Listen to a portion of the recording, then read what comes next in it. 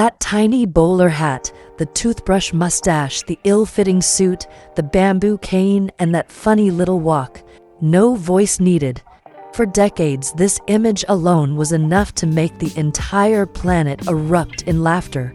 But behind the comedy, there was a profound sadness, a deep understanding of human suffering that could make the world weep just as easily. This is the code of Charlie Chaplin, the genius who spoke every human emotion without ever saying a word. His code was forged in the brutal poverty of Victorian London. Born Charles Spencer Chaplin in 1889, his childhood was a Dickensian nightmare. His parents were music hall entertainers, but his father abandoned the family, and his mother struggled with severe mental illness, eventually being committed to an asylum.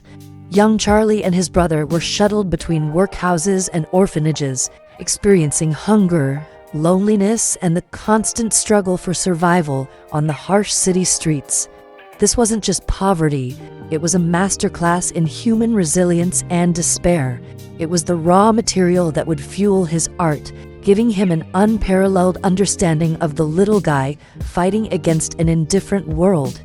His escape came through the very world that had failed his parents, the vaudeville stage. He joined a vaudeville troupe as a teenager, quickly proving himself a natural physical comedian. He honed his craft relentlessly, mastering the art of mime, slapstick, and precise physical control. He learned how to tell a story, evoke an emotion, and command an audience using only his body. The vaudeville circuit was a grueling training ground. He toured constantly, performing multiple shows a day in rough, demanding environments. He learned how to read an audience instantly, how to time a joke perfectly, and how to create a character that could connect with people from all walks of life. This relentless performance schedule instilled in him an incredible work ethic and a deep understanding of the mechanics of comedy. This was his true education, the forging of his universal language. In 1914, while touring America with a vaudeville act, he was discovered by the burgeoning film industry in Hollywood. It was the perfect medium for his silent genius. He quickly rose through the ranks, directing his own films and experimenting with his on-screen persona. Then came the moment of accidental genius. While scrambling for a costume for a film, he grabbed a pair of baggy pants, a tight coat, a small bowler hat, oversized shoes, worn on the wrong feet, and stuck on a small mustache. He added a bamboo cane. In that moment, the Little Tramp was born. This character became his code, the key that unlocked global stardom. Why was the Tramp so universally beloved? Because he was a brilliant contradiction. He had the manners and dignity of a gentleman, the hat, the cane, but the circumstances of a vagrant, the shabby clothes. He was constantly battling adversity, poverty, bullies, the police, but he never lost his spirit. He fought back with cleverness, resilience, and an unshakable optimism. He was clumsy but graceful, foolish but ingenious, heartbreakingly sad one moment and hilariously funny the next. He was everyman, the eternal underdog that everyone could root for. His silence made him universal. His humanity made him immortal. Chaplin wasn't just an actor, he quickly became a complete filmmaker. He wrote, directed, produced, edited, and even composed the music for most of his films. This total creative control was unprecedented in the early studio system. It allowed him to protect his artistic vision and ensure that every element, from the smallest gesture to the grandest set piece, served his unique blend of comedy and pathos. He was one of cinema's first true auteurs. This brings us to the core of his genius, his ability to blend comedy and pathos, to make audiences laugh through their tears. Chaplin understood that life wasn't just funny or sad, it was both, often at the same time. His greatest films masterfully walked this tightrope. In The Gold Rush, the starving tramp famously boils and eats his own shoe, a scene that is both grotesque and hilariously absurd. he performs the delicate dance of the roles, bringing joy to a lonely cabin. In City Lights, arguably his masterpiece, the tramp falls in love with a blind flower girl.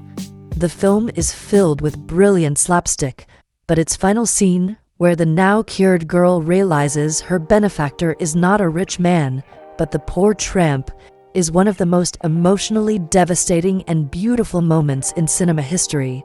This was his code. Laughter is the relief, but empathy is the goal. The Tramp was also a powerful vehicle for social commentary. Beneath the slapstick, Chaplin often smuggled in critiques of poverty, industrialization, and social injustice. In films like Modern Times, he satirized the dehumanizing effects of factory work. In The Kid, he explored the harsh realities of poverty and abandonment. His comedy wasn't just escapism, it was a way of using laughter to highlight the struggles of the common man, making his message resonate even more deeply. When talkies arrived in the late 1920s, revolutionizing the film industry, Chaplin resisted. He believed that sound would destroy the universal language of mime that made the Tramp beloved worldwide. He continued making silent films long after everyone else had moved on. But eventually, he knew he had to speak, and when he finally did, he used his voice not just for comedy, but as a weapon. His 1940 film, The Great Dictator, was an audacious, direct attack on Adolf Hitler and fascism. Chaplin, playing both a humble Jewish barber, resembling the Tramp, and the tyrannical dictator Adenoid Heinkel, a clear parody of Hitler, delivered a powerful, impassioned speech at the end, pleading for peace, democracy, and humanity. The film was incredibly controversial. Made before America entered World War II, many saw it as dangerous propaganda that could provoke Hitler, but Chaplin was adamant. He saw fascism as a profound threat to humanity and felt compelled to use his platform to speak out. The final speech, where the barber addresses the world, is pure Chaplin, a heartfelt plea for kindness and understanding that transcended politics. It remains one of the most famous and powerful speeches in film history. But his outspoken political views, combined with scandalous personal relationships and accusations of communist sympathies during the Cold War McCarthy era, led to his downfall in America.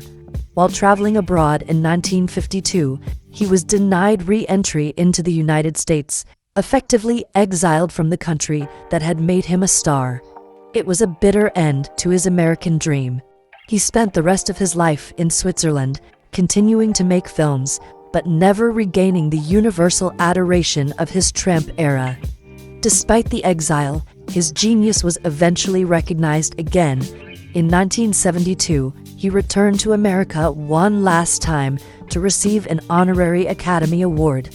The reception he received was overwhelming, a minutes-long standing ovation from the Hollywood elite, a final, tearful acknowledgement of his immense contribution to cinema. It was a moment of reconciliation, a recognition that his art transcended the political controversies that had overshadowed his later career. Yet his legacy was secure.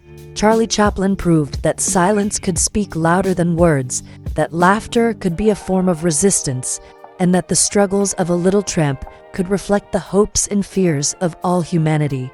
He was the genius who made the whole world feel. And that is the architecture of the genius of Charlie Chaplin. Remember, history is more than a story, it's a code, and there is always another layer to decrypt. Subscribe and continue the investigation with us.